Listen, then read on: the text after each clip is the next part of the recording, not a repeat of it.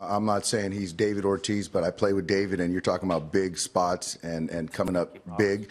And JT's that guy for us. And, yeah, you know, he just has that pulse where he can just kind of keep his calm and stay within the strike zone. And also just not afraid to fail and just want to be in that spot. But even that at bat before, Chris Taylor, that at bat to grind Lackey and keep the line moving, what was huge as well.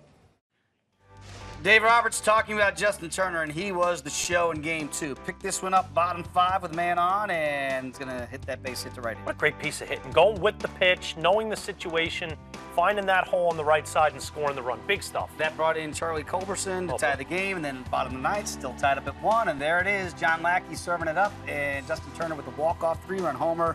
Cubs lose 4-1. Dodgers get the win, take a 2-0 lead. It's the first walk-off homer for the Dodgers since Kirk Gibson, famously in Game 1, the 1988 World Series. You and I talked about it, Dylan. A lot of people talking about it. Boy, did Joe Madden make a mistake. Hindsight's 2020, having Lackey face JT in that spot. But you might think there were not very many other options. Strop had pitched. Carl Edwards Jr. had pitched. Dunsing had pitched. You're not going to go to the lefty Montgomery to face Turner. So the big question is, do you go to Wade Davis? Do you buck the common knowledge of what most managers would go to the book and say, okay, on the road, I got to wait till I get the lead to bring my closer in. When you're at home, you can bring him in a tie game. You know, Wade Davis was rested. He's obviously a better option, especially considering the fact this is the first time in John Lackey's career he'd ever pitched in back-to-back days.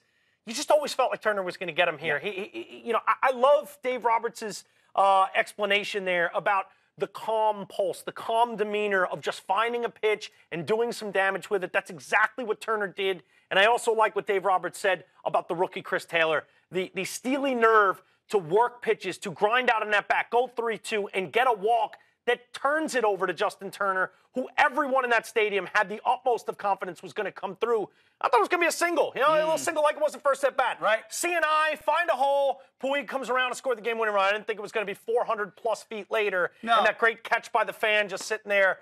But Turner's a beast, and he mashes, and he is really the most consistent guy. I know Bellinger's gotten a lot of the headlines. Puig so far having a great start to the postseason. But Dave Roberts wants that guy up in that spot. JT is the guy. He's the thumper in the middle of that lineup, and he proved it today getting the win. It made sense. Joe Madden said afterward, the reason why he had Lackey still in that spot, why he brought him in that spot, is he thought this might be a 12-inning, 13-inning game. So he wanted that starter to eat up those innings. Now, you got to get through the ninth to get it to 12 or 13. You do, but that's where his mentality was, that I've got foresight that this could be a long game, so therefore I want a guy that I might be able to stretch 3-4 innings instead of bringing in Wade Davis to get one out and then maybe shelter him for the rest of the game. You needed length at that point, and a starter is going to give you that length, whether he's got a lot of experience doing it, which Lackey does not, or not. Right. So, yeah, that's a tough call. Obviously, in hindsight, we're going to look back. For me, I thought you were dead on. You never want to put the winning run 90 feet away. But how about the intentional walk? Pitch around See him. If Turner will swing at one and help you out way out of the zone. He's probably not, because he's so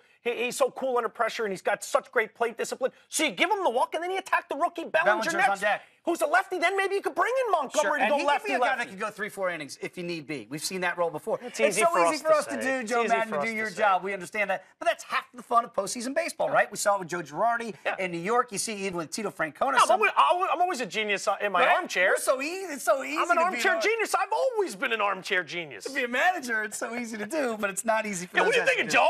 Come on. Now, I know it's easy for everybody to now say, all right, it's 2-zip, this thing's over, but it's far from over, right? We've seen this before from the Cubs. Absolutely. We've seen it before from the Cubs. This team is very cool under pressure. They got down in the World Series last year, and I think when you look at the back end of their rotation, there's some advantage there. We know how good Kyle Hendricks has been the last 2 postseasons. Arrieta's going to get a turn here.